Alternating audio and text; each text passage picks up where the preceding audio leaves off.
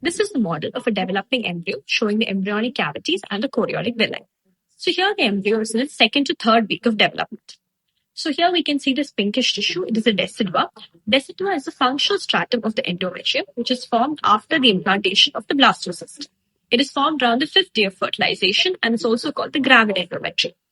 Now, from the chorion, we have these greenish projections arising called the chorionic villi.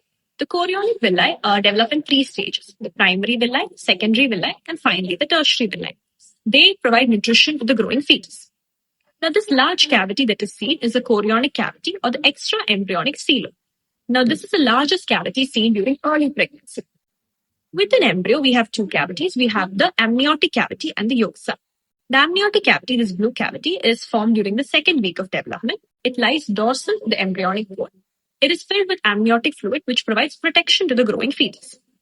Now, this yellow cavity, which is a yolk sac, is lying ventral to the embryonic wall. And this is the site of formation of blood cells, the first site of formation of blood cells. And also, it provides nutrition to the growing fetus. Here, we also have the secondary yolk sac, which can be seen. Now, the embryo and chorion are connected to each other by the connecting stalk. The connecting stalk later develops to the umbilical cord. Now, between the amniotic cavity and the yolk sac, we have the epiblast and the hypoblast present, and this is together called the bilaminar germ disk.